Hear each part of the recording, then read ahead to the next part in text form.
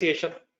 लेकिन बेटा आपके सामने तकरीबन 15 पॉइंट्स लिखे हुए, ये भी पूरे नहीं है, लेकिन तकरीबन जो क्वेश्चन में चीजें आती हैं उसके एंगल से हमें एक रीजनेबल आइडिया हो जाएगा कि कहाँ कहाँ अकाउंटिंग में और इनकम टैक्स ऑर्डिनेंस में डिफरेंस मौजूद है।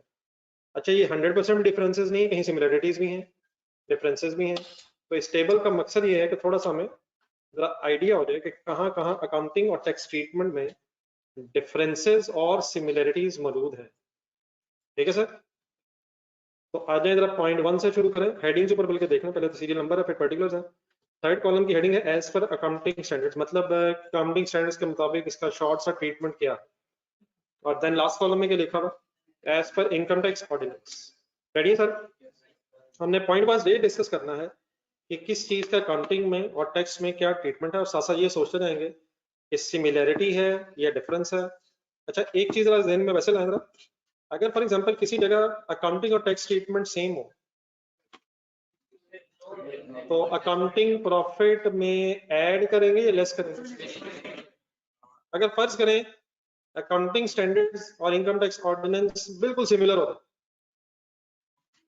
तो क्या हो जाएगा, अकाउंटिंग प्रॉफिट ही टैक्सेबल प्रॉफिट हो जाएगा और शायद किसी एडलेस की जरूरत नहीं है।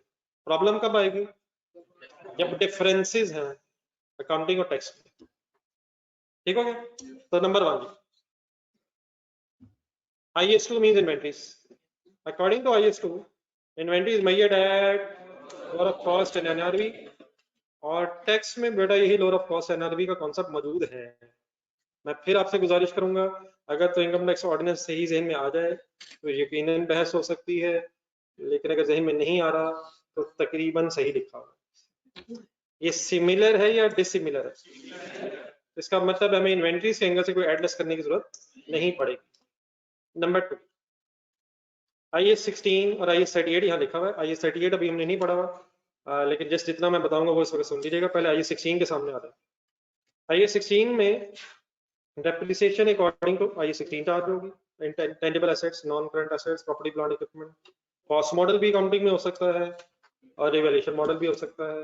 कॉस्ट मॉडल हो या रिवैल्यूएशन मॉडल हो, हम अकॉर्डिंगली अकाउंटिंग में डेप्रिसिएशन चार्ज करेंगे, लेकिन टैक्स वाले वो अलाउ नहीं करेंगे। टैक्स वाले अपनी टैक्स की डेप्रिसिएशन अलाउ करेंगे जो नॉर्मल भी होती है और शायद कहीं कहीं इनिशियल अलाउंस भी अलाउड होता है।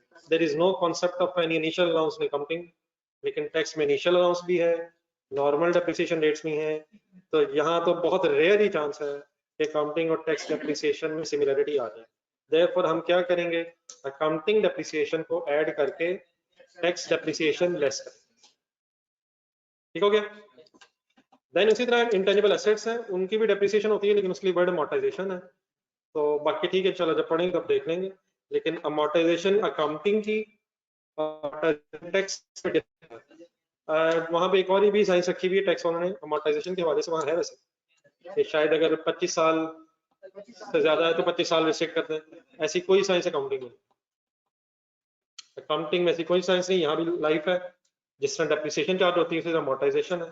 तो accounting amortisation once again add back हो जाएगी और उसकी जगह टैक्स अमॉर्टाइजेशन लेस हो जाएगी। अब ये टैक्स पॉइंट ऑफ व्यू से जब मैं ट्रीटमेंट्स बोल रहा हूँ, ये गिवन भी हो सकते हैं और वर्किंग्स भी करनी पड़ सकती है। तो इस वक्त ये ना सोचिएगा ये कैसे होगा वो कैसे होगा, इंशाल्लाह अगर ये हो जाएगा तो वो हर सूरत हो जाएगा। तो ये पहले कर लें, वो इंशाल्लाह जरूर हो जाएगा। ठीक है, देन आ जाए, चलो आगे इन्वेस्टमेंट चलो साथ।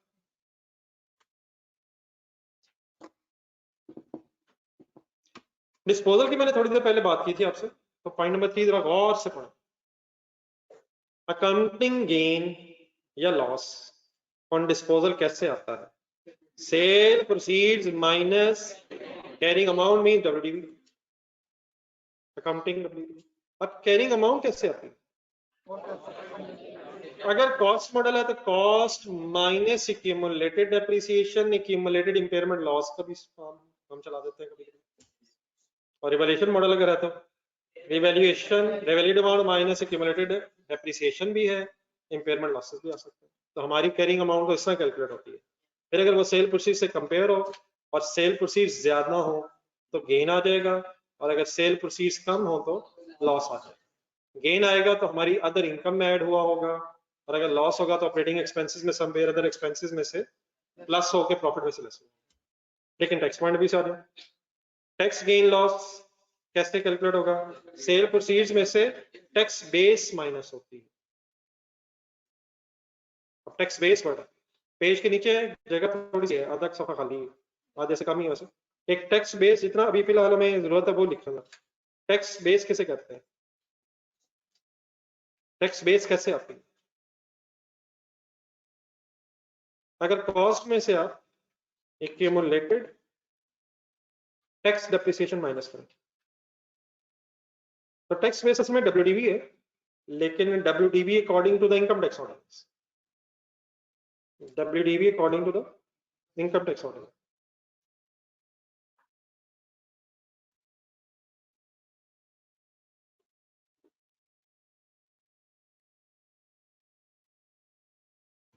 ये कैरिंग अमाउंट क्या चीज है जी? ये भी डब्ल्यूडीवी, लेकिन WDV according to the accounting standards is carrying amount and WDV according to the income tax ordinance is tax base. हिम्मत हिम्मत हिम्मत जवानो हिम्मत। कैरिंग अमाउंट वर्ड सुना है कभी? कैरिंग अमाउंट डब्ल्यूडीवी है और टैक्स बेस भी डब्ल्यूडीवी है। फर्क है कौन सी डब्ल्यूडीवी कौन सी? अगर अकाउंटिंग स्टैंडर्ड जहन में रख के आप डब्ल्यूडीवी निकाल रहे हैं तो फिर कैरिंग अमाउंट वर्ड बोलेंगे, और अगर टैक्स ऑर्डिनेंस जहन में रख के वर्किंग कर रहे हैं तो फिर टैक्स बेस बोलेंगे। तो इट मींस मैंने क्या वर्ड लिखे हैं? कॉस्ट माइनस क्या? एक्यूमुलेटेड क्या? Tax depreciation. अगर कॉस्ट में से एक्यूमुलेटेड टैक्स डेप्रिसिएशन माइनस करेंगे तो फिर जो डब्ल्यूडीवी टाइप चीज आएगी दैट इज टैक्स बेस। अब क्या कैरिंग अमाउंट और टैक्स बेस में डिफरेंस हो सकता है?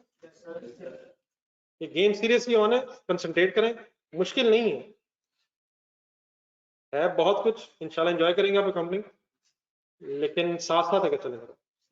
कैरिंग अमाउंट और टैक्स बेस में डिफरेंस हो सकता है? इसकी क्या वजह? ट्रीटमेंट फर्क हो गई, यहाँ अकाउंटिंग के ट्रीटमेंट और है, टैक्स के ट्रीटमेंट और। तो अब अगर सेल प्रोसीड्स में से कैरिंग अमाउंट माइनस हो, वापस ऊपर जाए, फिर तो अकाउंटिंग का गेन या लॉस आएगा। लेकिन अगर सेल प्रोसीड्स में से टैक्स बेस माइनस हो, और टैक्स बेस क्योंकि कैरिंग अमाउंट से डिफरेंट हो सकती है, तो टैक्स का गेन लॉस कैलकुलेट हो जाएगा, which can be different from the accounting gain या लॉस। अब अगर अकाउंटिंग गेन लॉस और टैक्स गेन लॉस में डिफरेंस है तो क्या हमें टैक्सेबल प्रॉफिट्स बनाते हुए कोई एडजस्टमेंट करनी पड़ेगी? स्टार्टिंग पॉइंट क्या होता है जी टैक्स करंट टैक्स की वर्किंग में? तो let's assume profit before tax है, वर्किंग थोड़ी सी लिख रहा हूं, ठहर अभी अपना लिखिएगा इसे। लेट्स अज्यूम अकाउंटिंग प्रॉफिट है 5 लाख, अकाउंटिंग गेन आया था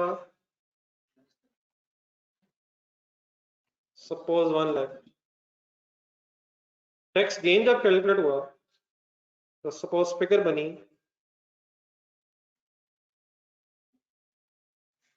85,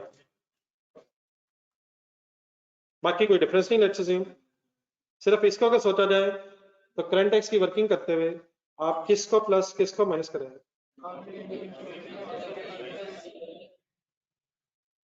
पहली चीज जो होती है उसको माइनस करना होता है, सॉरी जब पहली चीज होती है उसे ऐड करना होता है, दूसरी को माइनस। थोड़ी देर पहले तो आप यही कह रहे थे अकाउंटिंग डेप्रिसिएशन को ऐड कर रहे हैं, टैक्स डेप्रिसिएशन को लेस कर रहे हैं। फाइनल कर लीजिएगा सर मेरे साथ, ऐसी कोई बात ही नहीं, मैंने अभी साइंस उड़ा दी है। आज डेप्रिसिएशन को अगर सोचें तो एक्सपेंस था, अकाउंटिंग डेप्रिसिएशन पहले लेस हुई हुई, उसका फैक्ट कैंसिल करने के लिए ऐड बैक करेंगे। गेन अगर है तो ये पहले हमारे प्रॉफिट्स में ऐड हुआ होगा, इसने हमारे प्रॉफिट को बढ़ाया होगा, लेकिन टैक्स वाले अकाउंटिंग गेन से इंटरेस्टेड नहीं है, इसका इफेक्ट कैंसिल करने के लिए इसे माइनस करेंगे, ऐसे ही सर, और इसकी जगह कौन सा गेन प्लस कर देंगे। कब माइनस करेंगे कब प्लस करेंगे? एक्सपेंसेस को ऐड बैक करके कैंसिल करेंगे और इनकम्स को लेस करके कैंसिल करेंगे, और उसकी जगह फिर जो टैक्स ट्रीटमेंट करना होगा वो अकॉर्डिंगली करेंगे। यहाँ तक ठीक है सर? सॉल्व कीजिएगा, क्या आंसर आता है? What is 485,000? टैक्सेबल प्रॉफिट है, और देन फिर इससे रेट मल्टीप्लाई होके क्या चीज आएगी? Current tax. ठीक है, एक मैं छोटी सी एग्जांपल और लिख लूं, फिर आप ये दोनों कहीं पेज के नीचे जगह बन जाएगी, शायद वहां लिख लीजिएगा, लेकिन जस्ट एक मिनट, एक सिनेरियो थोड़ा सा इसका भी कर लो। Let's assume profit before tax और रिवर्स कम कर रहा हूं, PBT stands for profit before tax. Let's say accounting में गेन है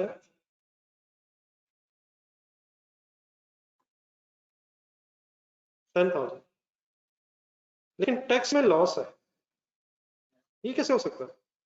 हो सकता है डब्ल्यूडी टैक्स बेस के डिफरेंट होने से पॉसिबल है। Let's assume 5,000। अब बताएं एडजस्टमेंट कैसे करें? नहीं इस तरह दोनों ना आराम आराम से एक अकाउंटिंग गेन को क्यों लेस करेंगे? पहले ऐड है उसका इफेक्ट कैंसिल कर। अब 5,000 टैक्स लॉस का इफेक्ट इस प्रॉफिट में लेना, तो लॉस है, लॉस प्रॉफिट को क्या करेगा? ये भी कम करेगा, दोनों ही लेस कर देंगे। दोनों, अगर दोनों लेस हो रहे होंगे तो दोनों लेस हो रहे होंगे। क्या दोनों ऐड भी हो सकते हैं? कंसंट्रेट यस है। फॉर एग्जांपल अकाउंटिंग में भी लॉस है, अकाउंटिंग में लॉस है और टैक्स में गेन है, तो ये इस तरह कोई रट्टा नहीं है। जो अकाउंटिंग ट्रीटमेंट है उसे रिवर्स करना, वो ऐड होकर रिवर्स होगा तो ऐड कर देंगे, लेस होकर रिवर्स होगा तो लेस कर देंगे। और टैक्स के जो इफेक्ट्स हैं वो इनकॉर्पोरेट करते हैं। क्या रिवर्स करके क्या इनकॉर्पोरेट होना है? अकाउंटिंग ट्रीटमेंट्स रिवर्स होने हैं और उसकी जगह tax treatments incorporate. Why less tax gain, tax loss sorry, क्यों लेस हुआ? लॉस, लॉस प्रॉफिट को कम कर देगा। आंसर क्या आएगा? 485। इसका मतलब आंसर सेम ही हुआ करेगा, ये कंक्लूजन ड्रॉ ना कर लीजिए। ये दो एग्जांपल्स हैं, मेरे ख्याल पेज के नीचे जरा लिख या पिछले पेज पे देगा, पहले वहां लिखा, पेज के नीचे रहना, पिछला पेज, पेज 64 नहीं पीछे आ जाएगा। नहीं थोड़ी सा स्पेस रख लें इस पेज पे, पेज नंबर 65 पे जरूरत पड़ जाए शायद। पेज 64 के एंड में खाली जगह वहां लिखें। जी ऑनलाइन स्टूडेंट्स सब क्लियर है please? What is the sense of this एडलेस? कोई रट्टा नहीं प्लीज, लॉजिकली चलेंगे तो बात समझ आएगी।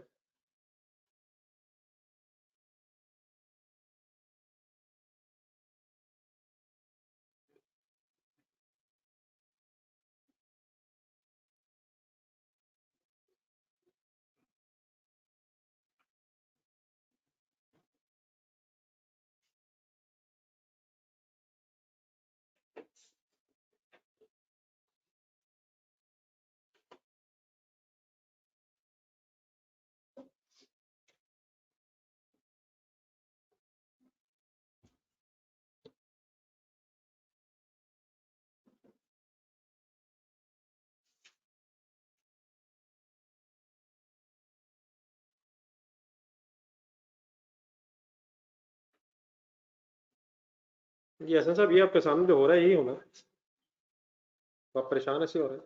आपके सामने ये जो हो रहा है इंशाल्लाह यही होते चले जाना।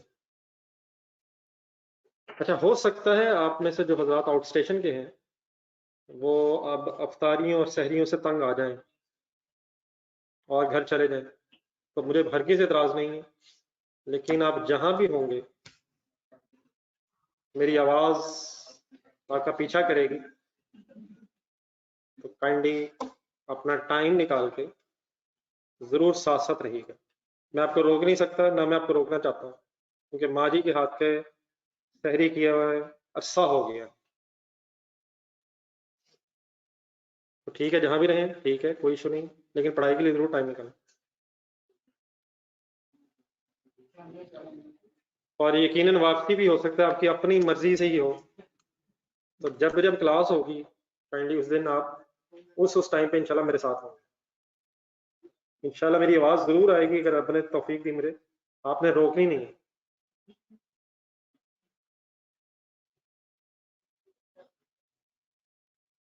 कितने लोग हैं वैसे आउट स्टेशन में? सुभान अल्लाह, इनके मैं अकेला ही रह जाऊंगा। कोई नहीं मैं प्रिपेयर्ड हूँ। एक जमाना वो भी आया था कोरोना वाला, जब बिल्कुल ही अकेला था। कोई नहीं, अक्सर वैसे आप होते भी हैं, फिर भी मैं अकेला ही महसूस करता हूँ। क्या क्या ख्याल ऑनलाइन स्टूडेंट्स?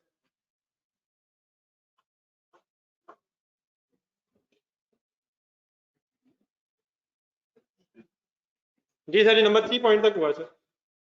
आज नंबर 3 पॉइंट में क्या फैसला हुआ? क्या किया करेंगे? काउंटिंग गेन का लेस किया करेंगे और उसकी जगह टैक्स गेन का, और अगर टैक्स लॉस होगा तो लेस करते हैं। ठीक। नंबर 4 सर, ये जो इनकम टैक्स ऑर्डिनेंस है उसमें बल्कि नंबर 4 और 5 इकट्ठी हेडिंग देखिएगा। कुछ इनकम टैक्स ऑर्डिनेंस में ऐसी हैं जिन पे इनकम टैक्स ऑर्डिनेंस टैक्स नहीं लेता। ऐसी इनकम जिन पे वो टैक्स नहीं लेता उन्हें बोला जाता है एग्जम्प्ट इनकम। पहले हेडिंग्स देख लें नंबर 5 में। फिर वो कुछ एक्सपेंसेस ऐसे हैं जो अलाउ ही नहीं करता, वो कहता है हमारे नजर में ये एक्सपेंस है ही नहीं। तो ऐसे एक्सपेंसेस को बोला जाता है इनएडमिसिबल एक्सपेंसेस। एग्जम्प्ट इनकम्स का मतलब होता है income which is not taxable. और इनएडमिसिबल एक्सपेंसेस का मीनिंग होता है expenses which are not deductible. Incomes taxable होती हैं और एक्सपेंसेस डिडक्टेबल होते हैं। डिडक्टेबल का मतलब लेस होना होता है। तो एग्जम्प्ट इनकम का मीनिंग हो जाएगा income which is not taxable and inadmissible expense means expenses which are not deductible. जरा पेज नंबर 65 पे है, बिल्कुल आखिरी सेकंड एक एरो बना हुआ। इनकम्स टैक्सेबल होती हैं और एक्सपेंसेस डिडक्टेबल होते हैं। जगह दखल होगी भी पेज पे, इसी पेज के नीचे जो मैंने दो छोटी छोटी डेफिनेशंस बोली हैं ये कहनी नोट करें जरा। एग्जम्प्ट इनकम किसे कहते हैं? which is not income which is not income which is not ये कुछ वर्ड टर्मिनोलॉजी टर्म्स से यूज होना पड़ेगा। ऐसी इनकम जिस पर टैक्स नहीं देना। और inadmissible expense, inadmissible expenses which are not deductible।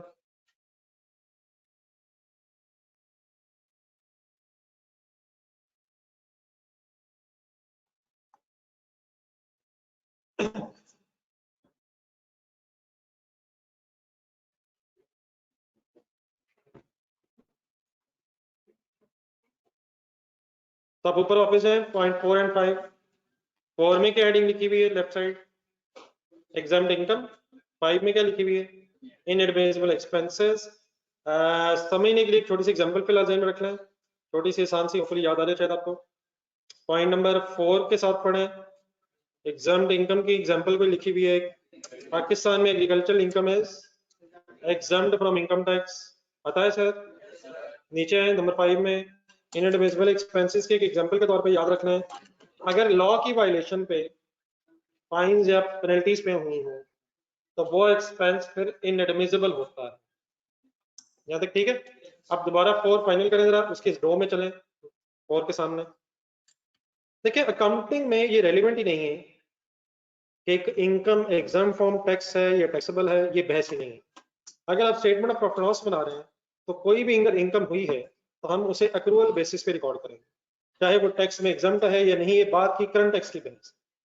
मसलन फॉर एग्जांपल आपका बिजनेस है, उसमें कुछ एग्रीकल्चर इनकम है, तो क्या आप इस वजह से रिकॉर्ड नहीं करेंगे अकाउंटिंग में कि अल्टीमेटली वो टैक्स में एग्जाम्प्ट है?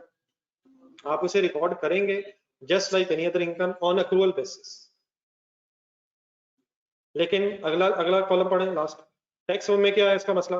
नॉट टैक्सेबल है।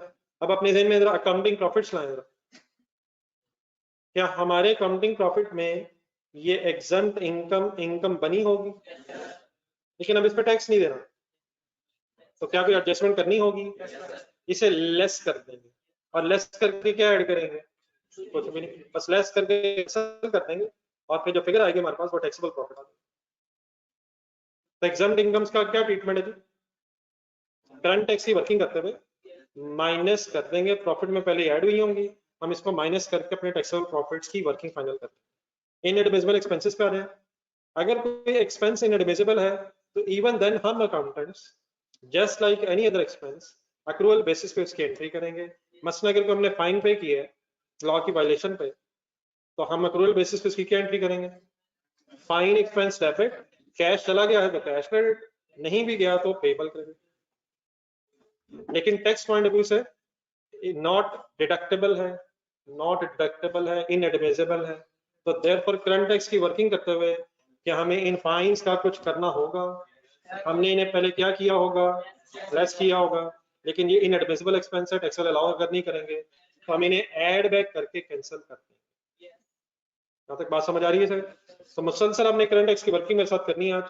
तो आपने अगर एग्जम्प्ट इनकम है तो उसे माइनस कर दिया करना है, और अगर इनएडमिसिबल एक्सपेंस होगा तो उसे एड बैक करके कैंसिल कर देना ताकि उसका टैक्सेबल प्रॉफिट से इफेक्ट खत्म। डन है प्लीज। बाकी ब्रैकेट्स में जो एग्जांपल था इनका आइडिया है, agriculture income, fines and penalties, और भी चीजें हैं लेकिन एक इनिशियल डिस्कशन में रही।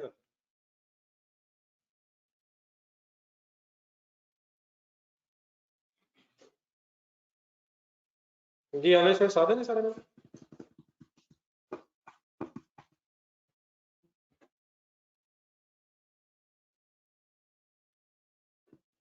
जी नंबर 6 है। नंबर 6 में लिखा हुआ revenue from sale of goods. Profit and loss statement बनाया जाए, मगर सेल्स की बात हो रही है। Revenue from sale of goods, क्या अकाउंटिंग में सेल को हम अक्रूवल बेसिस पे रिकॉर्ड करते हैं? पढ़े जरा इसके सामने लोग। और टैक्स वाले भी अक्रूवल बेसिस पे ही income from sale of goods को टैक्सेबल बनाते हैं। टैक्स ट्रीटमेंट जितने भी हैं वो डेफिनेटली हमने खुद नहीं बनाए हुए हैं, वो गवर्नमेंट ने बनाए हुए हैं। मैं रोका इसलिए हूं कि आपके जहन में कोई अगर डिफरेंट चीज आई है कि नहीं नहीं नहीं वहां तो टैक्सेबल कुछ और तरीके से है, तो आप जरा मुझे बता दें ताकि मैं इसको ठीक कर लूं। आई होप के जहन में जो भी आया है या तो नहीं आया है या जो आया है वो यही है। इसको जरा फाइनल करें। क्या टैक्स में बैड डेट्स का कॉन्सेप्ट है? बैड डेट्स का कॉन्सेप्ट आया कहां से है? अगर कैश सेल हो तो एंट्री बताएं। Cash debit cell credit. तो अगर कैश सेल हो तो फिर बैड डेट्स कहां से आ गए? बैड डेट्स कब ही होंगे जब पहले क्रेडिट सेल रिकॉर्ड हो रही हो। तो टैक्स में भी जो नॉर्मल रेवेन्यू है वो अक्रूवल बेसिस पे ही टैक्स होता है। तो क्या यहाँ डिफरेंस है या सेम ही है? तो क्या सेम अगर है तो हम कोई एडजस्टमेंट करेंगे सर? तो there is no difference in the accounting and tax treatment of revenue from sale of goods, which means sale की बात हो रही है। जो गुड्स की सेल है वो दोनों में, अकाउंटिंग और टैक्स दोनों में अक्रूवल बेसिस पे रिकॉर्ड होती है। Any confusion? चलो आगे। नंबर 7।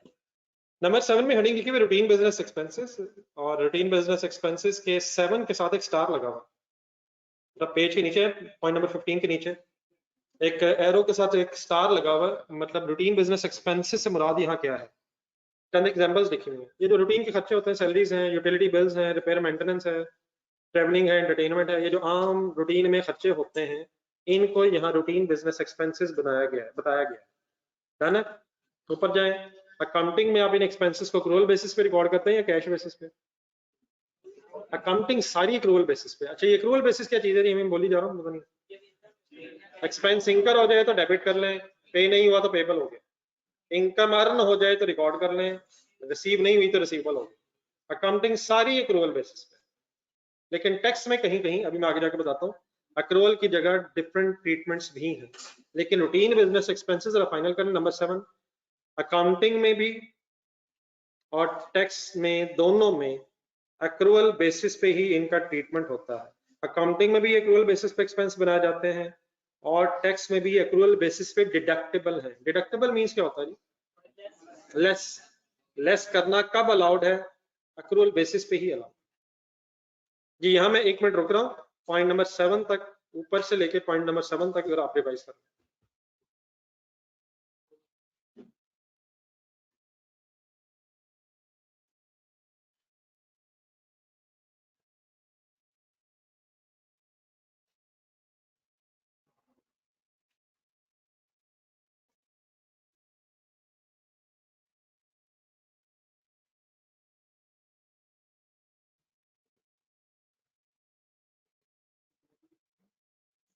ये ऑनलाइन स्टूडेंट्स काइंडली आपकी कोई कंफ्यूजन?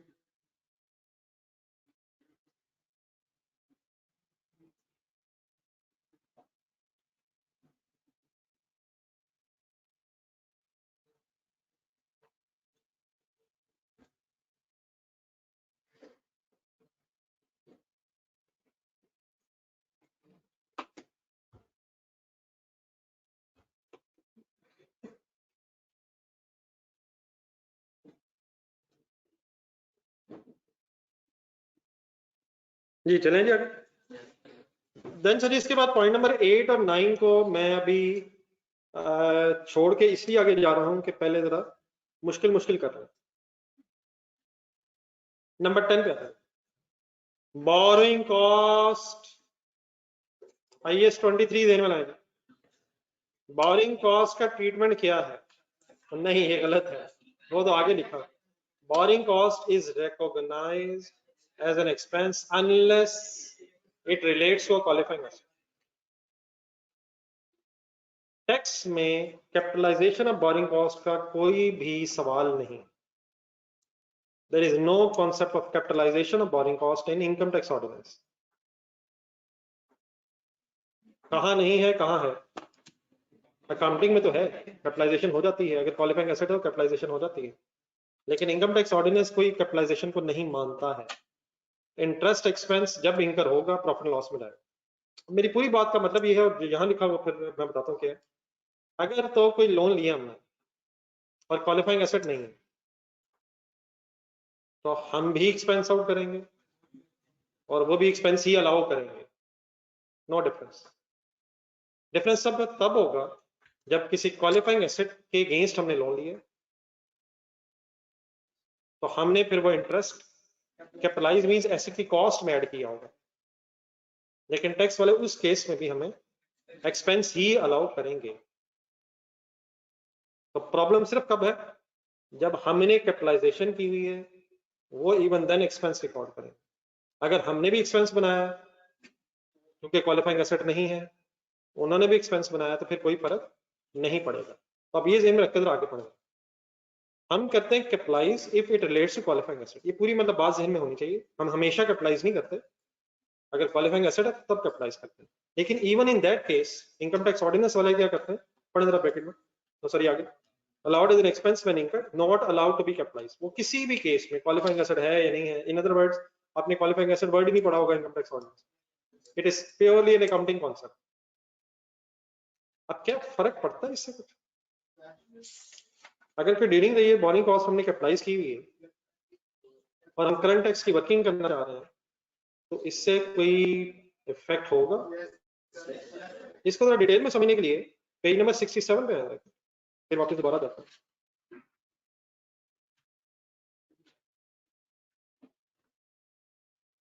इसके स्टार्ट में हेडिंग लिखी हुई कि बोरिंग कॉस्ट लिखा है sir. As per IAS 23, borrowing cost is recognized as an expense unless it relates to a qualifying asset। तो पूरा सेंटेंस ध्यान में रखो। However, it is treated as an expense in income tax ordinance in every case। अब suppose during the year 20,000 borrowing cost is capitalized। जी sir हिम्मत कीजिएगा थोड़ी, अपने ज़हन में स्टोरी बनाना।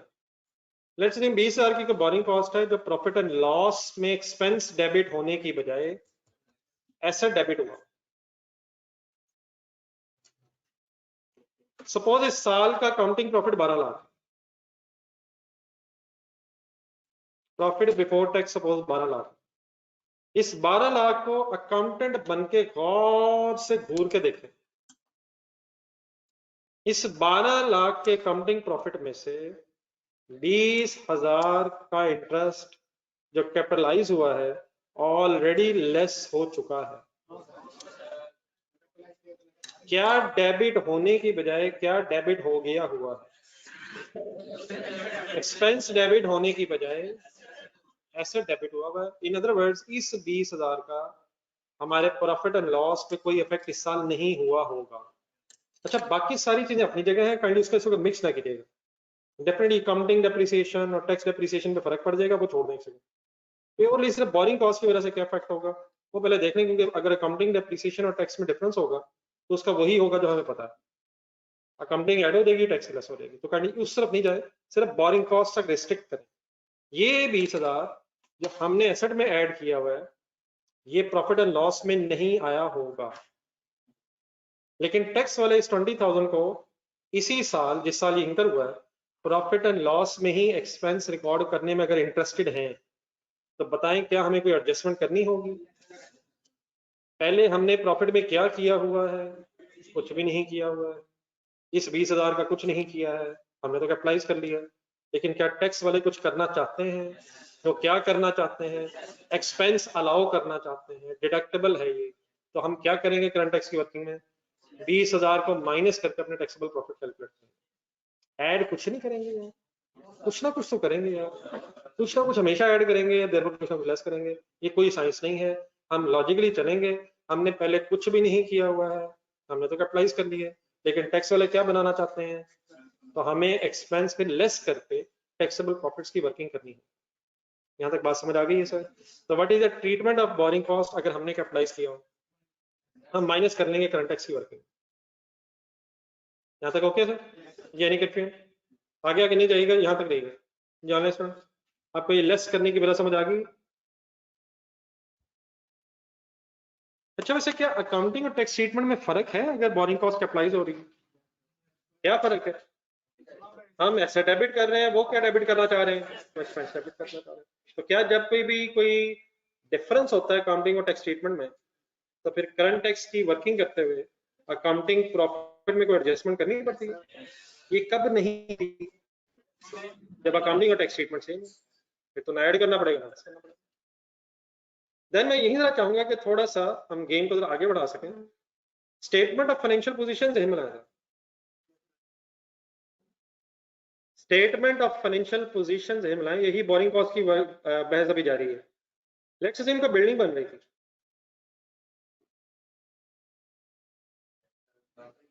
बन रही थी, बन रही है, चले अगर कोई बिल्डिंग बन रही है तो उसे फिर कैपिटल वर्क इन प्रोग्रेस बोलते हैं sir. Non current assets, capital work in progress, capital work in progress, उसकी जो कैरिंग अमाउंट होती है, carrying amount without deducting any cumulated depreciation, carrying amount ही होती है, carrying amount of work capital work in progress. Carrying amount किसे कहते हैं? ठीक है, डिटेल अगर नहीं पता तो कॉस्ट माइनस एक्यूमुलेटेड डेप्रिसिएशन है, और अगर एक्यूमुलेटेड डेप्रिसिएशन 0 है तो कॉस्ट ही कैरिंग अमाउंट। तो डेफिनेटली डेप्रिसिएशन नहीं चार्ज हो रही होगी अगर अभी बिल्डिंग बन रही है। डेप्रिसिएशन कब स्टार्ट होती है? When the asset is available for use. अगर नहीं बना तो ऑब्वियसली अभी डेप्रिसिएशन नहीं। ये भी अब बात हो रही है तो सही फाइनल करने, बोरिंग कॉस्ट की कैपिटलाइजेशन भी तभी तक कंटिन्यू रहती है जब तक एसेट अवेलेबल फॉर यूज ना हो जाए, क्योंकि once asset is available for use तो फिर बोरिंग कॉस्ट की कैपिटलाइजेशन सीज हो जाती है। आता है यार? आ रहा है, थोड़ा थोड़ा याद आ रहा है। तो ये सारी बातें अपनी जगह साइड पर रखें। अब जब बिल्डिंग आप बना रहे हैं, उस बिल्डिंग पे मटेरियल लगा होगा, लेबर लगी होगी, अदर ओवरहेड्स लगे होंगे। तो लेट्स अज्यूम 5 लाख का खर्चा हम अदर देन 20,000 की बोरिंग कॉस्ट इंकर कर चुके हैं।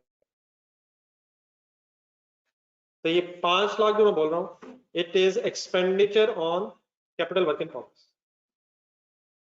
अब हम अकाउंटेंट्स ने क्या किया, ये 20,000 भी इसमें प्लस किया, ऐसे ही तो हमारी टोटल कैरिंग अमाउंट 520 हो जाएगी।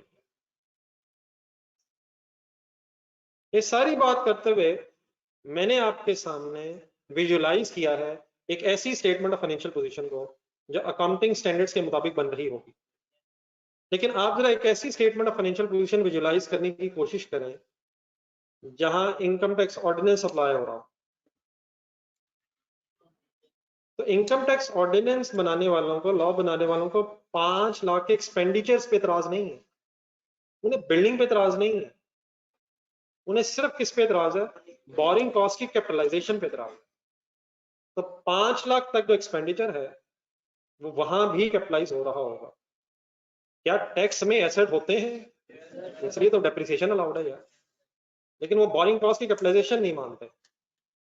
तो इस डिफरेंस की वजह से हमारी कैरिंग अमाउंट 5,20,000 हो जाएगी, और टैक्स बेस क्या होती है, टैक्स बेस क्या होती है, WDV of income tax ordinance, वो 5 लाख होगी। क्या कैरिंग अमाउंट और टैक्स बेस में डिफरेंस हो जाएगा because of the difference in accounting and tax?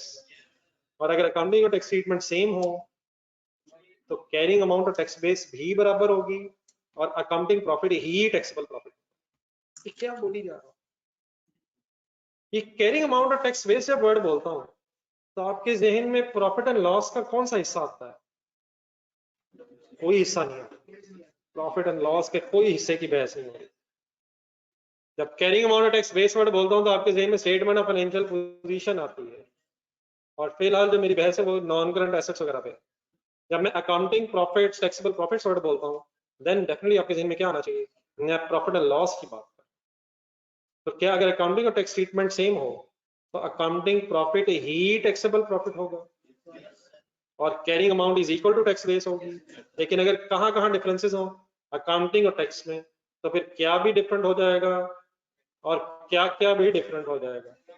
फिर अकाउंटिंग प्रॉफिट्स और टैक्सेबल प्रॉफिट्स में भी चेंज आ जाएगा, अकॉर्डिंगली फिर कैरिंग अमाउंट और टैक्स बेस में भी डिफरेंसेस आ सकते हैं।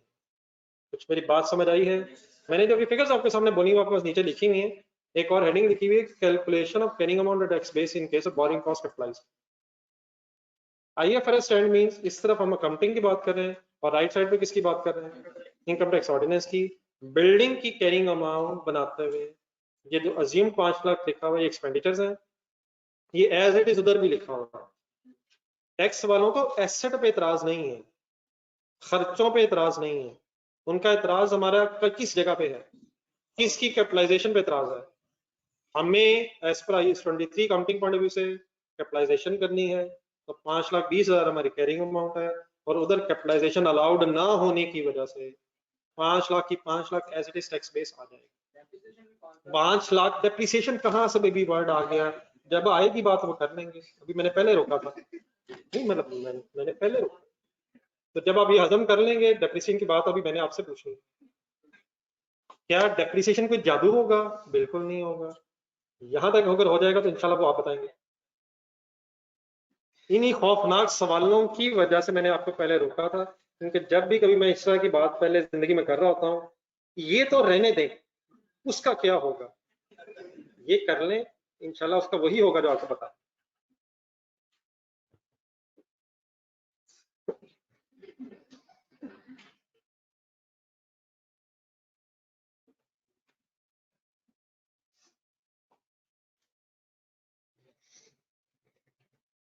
जी विकास मुनीर साहब, होपफुली आप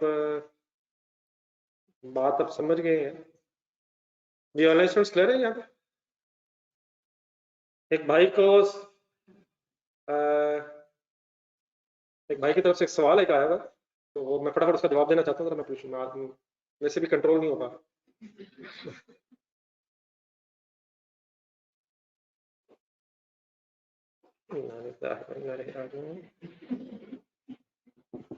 सर इनकम टैक्स में बोरिंग कॉस्ट माइनस नहीं करेंगे? कर तो लिए यार।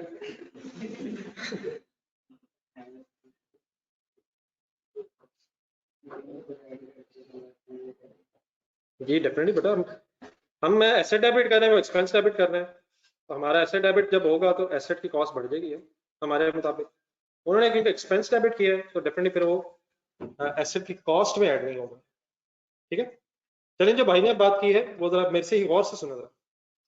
ये ऑनलाइन स्टूडेंट्स यहाँ तक ओके हो गया? प्लीज यहाँ तक कोई और कंफ्यूजन आपके जहन में?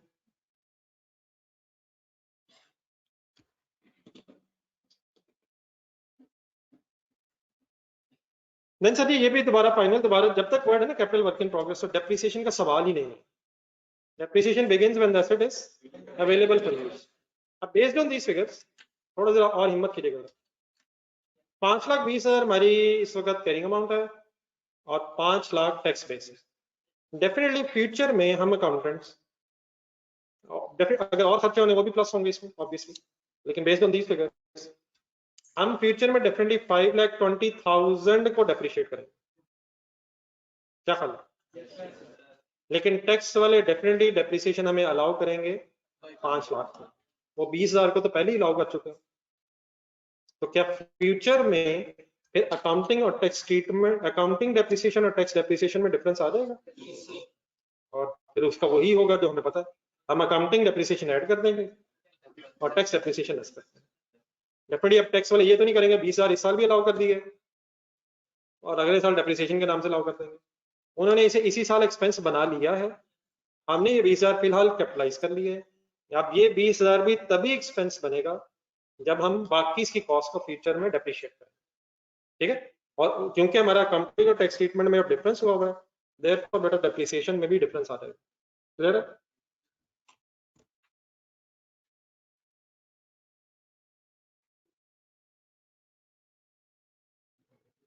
जी ऑनलाइन स्टूडेंट सब फाइनल है तो प्लीज।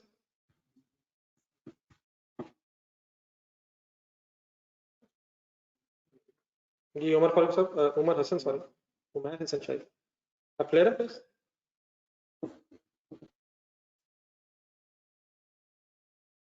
जी सर वापस आने पेज नंबर 65।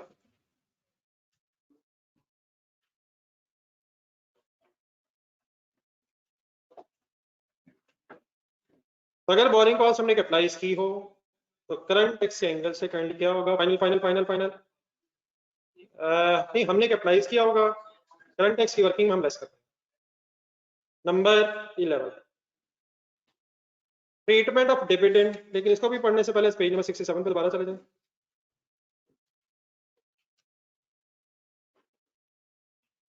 जहां बोरिंग कॉस्ट आपने पढ़ा है उसी के नीचे एक पॉइंट नंबर 4 लिखा होगा। डिविडेंड को जरा एंट्रीज के साथ रिवाइज कर लें।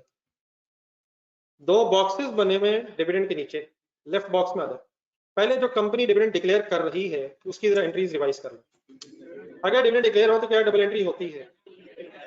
Dividend debit, dividend payable credit.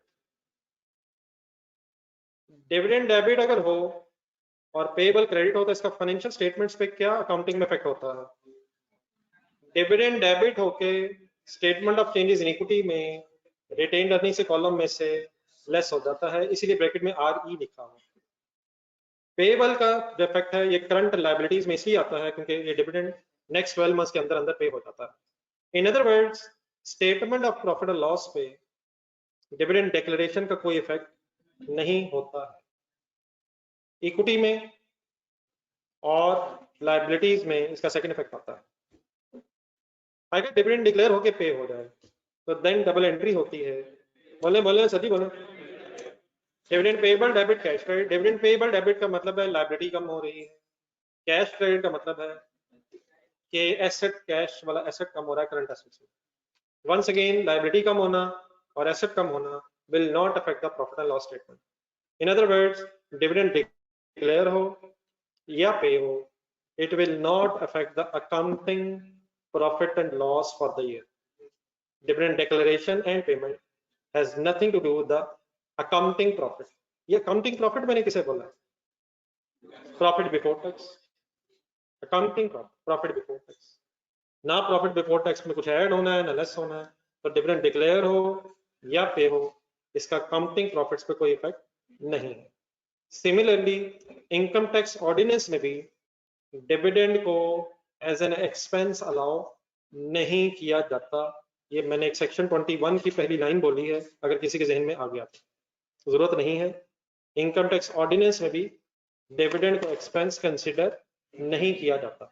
इस दो टेबल के नीचे जो बॉक्सेस बने हैं एक सेंटेंस लिखा है उसको अंडरलाइन करें। Dividend declared slash paid by the company to share holders is neither an accounting expense nor a tax expense. ढूंढ के जरा हाईलाइट करें।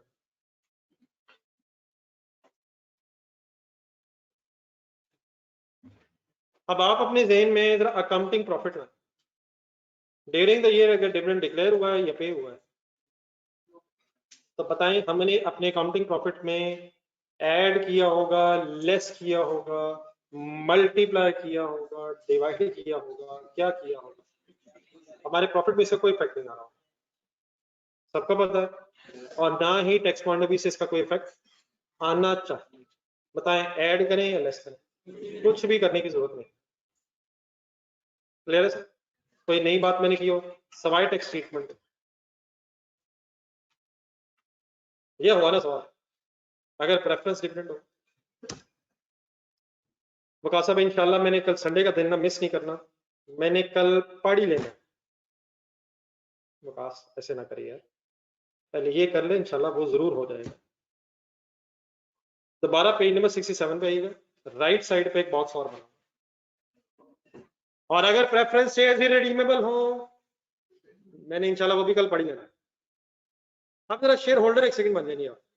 फॉर एग्जांपल हमारी कंपनी इसने शेयर्स खरीदे हुए अगर शेयर्स खरीदे आपकी कंपनी ने तो आप क्या एंट्री करेंगे?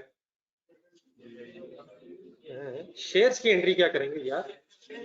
Shares debit and cash credit. Shares as an investment application, shares खरीदे हुए, हम शेयर होल्डर है। डिविडेंड की एंट्री से मैंने बता दिया, मैंने कहा पहले शेयर्स खरीद तो ले। अब डिविडेंड अगर डिक्लेयर करे वो कंपनी जिसने देना है, तो एज अ शेयर होल्डर हम क्या करेंगे? हम रिसीवेबल बनाएंगे, उनका पेबल हमारा रिसीवेबल हो जाएगा। हमारी डबल एंट्री हो जाएगी, dividend receivable debit, dividend income credit. क्या ये डिविडेंड इनकम हमारे प्रॉफिट लॉस को अफेक्ट करेगी? करेगी सर। किस जगह आ जाएगी? अदर इनकम में आ जाएगी। लेकिन जब डिविडेंड रिसीव होगा तो डबल एंट्री होगी cash debit, dividend receivable credit, फिर ये एंट्री हमारे प्रॉफिट लॉस का अफेक्ट नहीं करेगी, नहीं करेगी। अब आप लोगों ने एक डिविडेंड इनकम का कोई ट्रीटमेंट सुना होगा टैक्स में, न्यूमेरिकल्स वगैरह करते हुए, सेपरेट ब्लॉक, लेकिन वो अपनी इनकम का ट्रीटमेंट सुना होगा, डिविडेंड डिक्लेयर्ड का नहीं सुना। तो मैं उस तरफ अभी आता हूँ। कंपनी ने जिसने डिविडेंड डिक्लेयर किया है उसके प्रॉफिट एंड लॉस पे इस डिविडेंड का कोई इफेक्ट नहीं, नाइदर डिक्लेयर्ड नॉर पेड।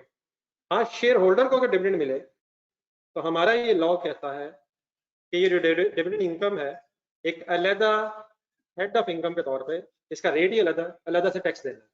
अलहदा से इसलिए टैक्स देना है क्योंकि ये टैक्सेबल इनकम है, हमारी इनकम भी है और इनकम टैक्स ऑर्डिनेंस की भी इनकम है। लेकिन इसकी वर्किंग कैसे होती है इस वक्त मेरे पास फिगर्स भी नहीं है, हम इंशाल्लाह क्वेश्चन में डिटेल में डिस्कस करेंगे। लेकिन वापस से जरा पॉइंट नंबर ये जो 11 मैंने आपके साथ डिस्कस किया है, ये डिक्लेयर्ड एंड पेड के एंगल से कंपनी के। बाकी जो शेयर होल्डर वाला ट्रीटमेंट है कि उसने इनकम बनानी है और उसके जो टैक्स की भी थोड़ी सी मैंने बात की है, ये इंशाल्लाह फिर हम क्वेश्चंस में डिस्कस करेंगे। शेयर होल्डर के एंगल से पॉइंट 11 लिखा हुआ है या कंपनी के एंगल से लिखा हुआ है? नहीं नहीं नहीं, पॉइंट 11 पेज नंबर 65, ये जो पॉइंट 11 हम पढ़ते हुए इधर आए, ये कंपनी के एंगल से लिखा है। तो कंपनी के एंगल से neither an accounting expense nor a tax expense, it means nothing is to be done in the working of the current tax। बाकी शेयर होल्डर के एंगल से जो मैंने आपको एंट्रीज बताई हैं उसका इफेक्ट इंशाल्लाह फिर मैं अलग डिस्कस करूंगा कि अगर कंपनी शेयर होल्डर बन जाए। अगर मेरी बात में कन्फ्यूजन लगी तो मैं रुकने लगा, एक नजर देख लें, अगर पेज नंबर 67 पे दोबारा जाना वहां चले जाएं, साथ साथ देख के वापस आना।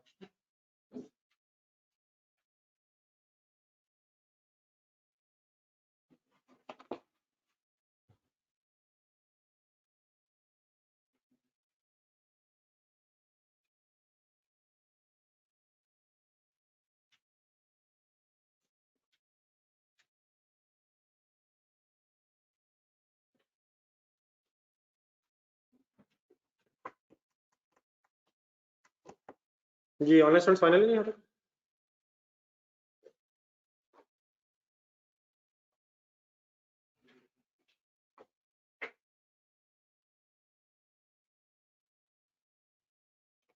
जी आपको बेटा प्रेफरेंस शेयर वाली बात इसलिए समझ नहीं आ रही क्योंकि अभी मैंने बताई नहीं। सर मुझे वही बात समझ नहीं आ रही प्रेफरेंस शेयर वाली, अगर बेटा आपको समझ आ जाती बगैर बताए तो मेरा ख्याल वो परेशानी की जरूरत थी, क्योंकि मैंने बताया ही अभी कुछ नहीं उसको। ये किसी और को पता है मैंने प्रेफरेंस शेयर का क्या ट्रीटमेंट बताया? तो विकास बेटा इसमें कोई परेशानी वाली बात नहीं, इंशाल्लाह जब मैं बताऊंगा तो मैंने सिर्फ आपको आइडिया देना, आपको समझ आ जाएगा। तो असल में मुझे आज खुद जरा आइडिया नहीं सही था, तो जैसे ही मुझे आइडिया होना मैंने आपको बता दूँ, तो बिल्कुल परेशान ना हो यार। जी सर जी, पॉइंट नंबर 12, 13 और 14 बस इंशाल्लाह करके हम उठेंगे। तो 12 और 13 में सारी रिवैल्यूएशन आपके जहन में आनी है। क्या अकाउंटिंग में रिवैल्यूएशन का कोई कॉन्सेप्ट है? एक एक करके जरा रिवैल्यूएशन की एंट्री सुना दीजिएगा। रिवैल्यूएशन सरप्लस की एंट्री,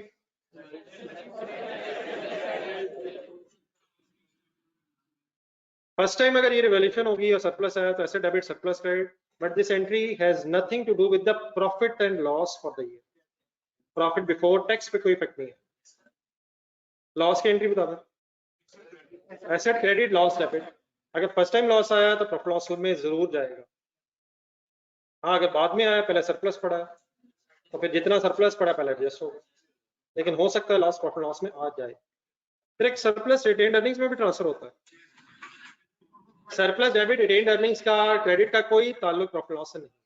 ये statement of changes in equity में एक एंट्री होती है, surplus debit retained earnings credit. तो अगर फॉर एग्जांपल हमने अकाउंटिंग में रिवैल्यूएशन मॉडल यूज किया हो तो हम ये रिवैल्यूएशन की एंट्रीज करेंगे, लेकिन टैक्स में रिवैल्यूएशन का कोई कॉन्सेप्ट नहीं है। अब अपने ज़हन में प्रॉफिट बिफोर टैक्स बना लें। अगर फर्स्ट टाइम सरप्लस आया तो ना ये सरप्लस हमारे प्रॉफिट का अफेक्ट कर रहा होगा, ना ही टैक्स पॉइंट ऑफ व्यू से करना चाहिए। ठीक है सर। अगर लेकिन लॉस आया था और प्रॉफिट लॉस में आया है तो हमारा प्रॉफिट कम हो गया होगा, लेकिन टैक्स पॉइंट ऑफ व्यू से ये लॉस अलाउड नहीं है, वो तो रिवैल्यूएशन को मानते ही नहीं। हमें क्या करना पड़ेगा, हमें ऐड बैक करके कैंसिल करना पड़ेगा। और अगर सरप्लस रिटेन्ड अर्निंग्स में ट्रांसफर हुआ होगा वो प्रॉफिट लॉस में आ ही नहीं होगा, हमें कोई एडजस्टमेंट करने की जरूरत नहीं। तो there is no concept of what in what revaluation in income tax ordinance, in income tax ordinance. इसी तरह एक इम्पेयरमेंट लॉस का कॉन्सेप्ट है। अकाउंटिंग में तो कोई कॉन्सेप्ट नहीं इम्पेयरमेंट लॉस का। अकाउंटिंग में इम्पेयरमेंट लॉस की एंट्री बने, impairment loss debit, accumulated impairment loss credit. Profit loss में इम्पेयरमेंट लॉस आएगा अनलेस इसका भी सरप्लस पड़ा हो तो वही ट्रीटमेंट हो जाता है। लेकिन इनकम टैक्स ऑर्डिनेंस में इम्पेयरमेंट लॉस का भी कोई कॉन्सेप्ट नहीं है। तो अगर आपने इम्पेयरमेंट लॉस रिकॉर्ड किया होगा तो टैक्स वाले उसे अलाउ नहीं करेंगे, आप उसे एड बैक करके कैंसिल करेंगे। इन अदर वर्ड्स पॉइंट नंबर 12, 13 और 14 जो है, इम्पेयरमेंट और रिवैल्यूएशन का कोई कॉन्सेप्ट कहाँ नहीं है, इनकम टैक्स ऑर्डिनेंस में नहीं है, अकाउंटिंग में डेफिनेटली इनका कॉन्सेप्ट मौजूद है। तो what is the only thing जो हमें ज़हन में रखना है, मेरे ख्याल में अगर हमारे ज़हन में अकाउंटिंग एंट्रीज आ जाए तो उसके मुताबिक हम बड़े आराम से सोच सकते हैं टैक्स ट्रीटमेंट्स को थोड़ा ज़हन में रख के कि हमें प्लस माइनस क्या करना है। कुछ क्लियर हो गया सर? अब मैं कह के फंस गया हूँ कि हम 12, 13 और 14 के बाद बस करेंगे, तो सब तकरीबन बस पहले ही कर चुके हैं, तो मैं अपने अल्फाज वापस ले लेता हूँ। अभी आधा घंटा पड़ा है तो मैं आपका टाइम हरगिज वेस्ट नहीं करना चाह रहा। आप पहले ही आज बड़ी मुश्किल यहाँ तक पहुंचे, तो मैंने इस वक्त पॉइंट नंबर 8 और 9 और 15 छोड़ा हुआ है, तो बाकी आप एक नजर रिवाइज करना है, इनको इंशाल्लाह करके घर जाएंगे। तो जो हो गए उनको एक नजर पड़ रहा है।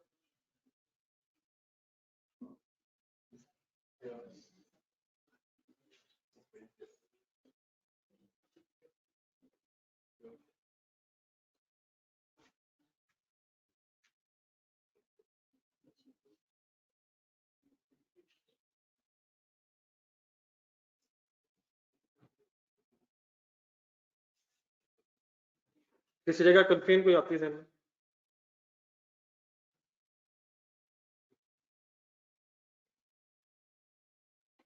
लेकिन इसी तक रहिएगा, डेफिनेटली भी चीजें ऐसे और आ जाएंगी, लेकिन पहले जितनी बात हो रही है वो फाइनल कर लें।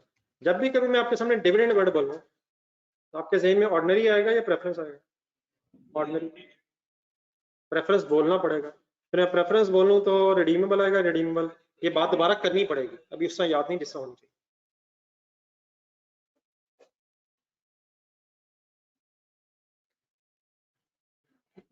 जी सर, कोई कंफ्यूजन नहीं सर? आ जाए 15 पहले करना है। इसको करने से पहले जरा मेरी तरफ देख के लेसी का accounting treatment according to IFRS 16 revise कर लो।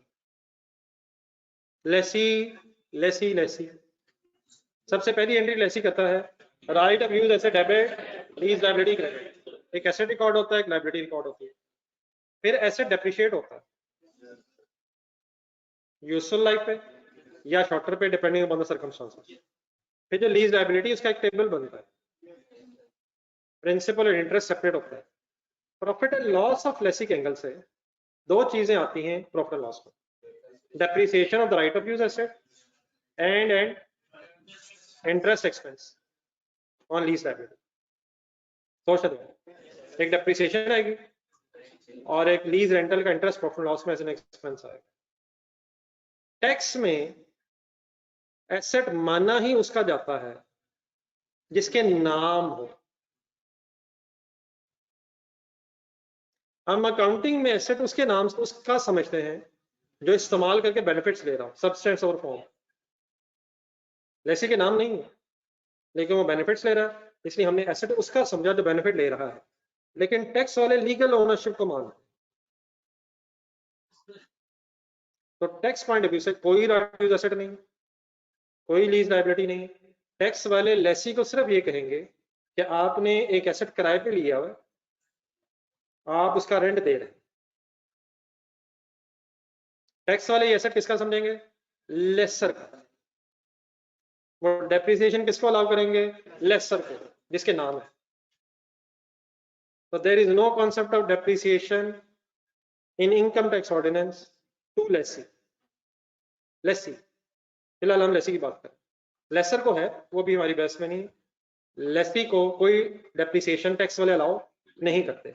वो सिर्फ ये कहते हैं कि जो आप रेंटल पे कर रहे हैं वो रेंटल आप एज एन एक्सपेंस हमसे क्लेम कर लें। रेंटल एक्सपेंस क्लेम करने का मतलब ये है कि टैक्स में कोई टेबल बनाने का भी कॉन्सेप्ट नहीं, पूरा रेंटल बस lessee as an expense claim कर लेगा, प्रिंसिपल भी और इंटरेस्ट भी, कोई सेग्रीगेशन। तो टैक्स ट्रीटमेंट करनी पड़े मेरे साथ last column. Lease rentals are paid are allowed as an expense. Accounting point of view से सेकंड कॉलम में है पीछे, डेप्रिसिएशन भी अलाउड, डेप्रिसिएशन भी रिकॉर्ड होती है और इंटरेस्ट एक्सपेंस भी रिकॉर्ड होता है। लेकिन टैक्स वाले सिर्फ किस चीज को, किसके एंगल से एक्सपेंस मानते हैं? लीज रेंटल्स को लेसी के एंगल से एक्सपेंस मानते हैं। पहले यहाँ तक वर्ड समझ आ गई है? ये बात समझ आई लीगल ओनरशिप और उनकी जो मैंने बीच में बात कर दी। लीगली एसेट किसके नाम होता है? लेसर को, और वो लेसर ही को फिर अकॉर्डिंगली डेप्रिसिएशन भी अलाउ करेंगे जिसका एसेट उनके ख्याल में। तो हम क्योंकि लेसी की बात कर रहे हैं तो टैक्स वाले लेसी को सिर्फ वो रेंटल जो वो पे कर रहा है लेसर को, वो एज एन एक्सपेंस अलाउ करता है। अब यहां तक जरा आपने अकाउंटिंग प्रॉफिट ज़हन में लाना, बोर्ड पे देखें गौर से। अकाउंटिंग प्रॉफिट अगर लेसी की इनकम स्टेटमेंट है तो हम कैलकुलेट कर लेंगे। चले फॉर एग्जांपल, चले ये 2 लाख रुपए कैलकुलेट होगा। क्या इसमें हमने लीज एसेट की डेप्रिसिएशन और लीज लायबिलिटी का इंटरेस्ट लेस किया होगा? वो हमें अलाउड नहीं है। उसकी जगह क्या अलाउड है? लीज रेंटल्स अलाउड है। बताएंगे क्या प्लस करके क्या माइनस करना है? डेप्रिसिएशन और इंटरेस्ट एक्सपेंस ऐड बैक हो जाएगा और लीज रेंटल्स लेस हो। लेट्स अज्यूम, फिगर्स अज्यूम कर रहा हूं मैं, 50,000 20,000 ऐड बैक हो जाएगा और इन दोनों की जगह फॉर एग्जांपल 60,000 के लीज रेंटल्स लेस। फिगर्स मैंने सारी अज्यूम की हैं, लेकिन लीज रेंटल का मीनिंग बता दें। लीज रेंटल्स मींस प्रिंसिपल या इंटरेस्ट दोनों विदाउट एनी सेग्रीगेशन। ठीक हो गया सर? ये थोड़ी सी वर्किंग लिख लें जगह बन जाएगा इसी पेज पे सबसे बेस्ट है इसी के साथ।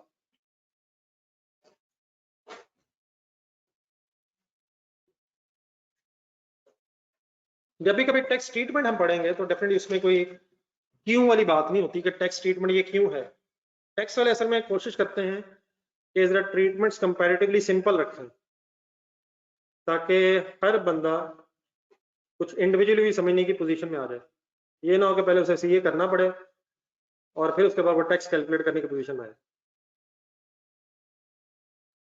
उनकी ख्वाहिश होती है टैक्स ट्रीटमेंट्स कंपैरेटिवली सिंपल ही रखे जाएं ताकि मेजॉरिटी केसेस में लोग समझ सकें।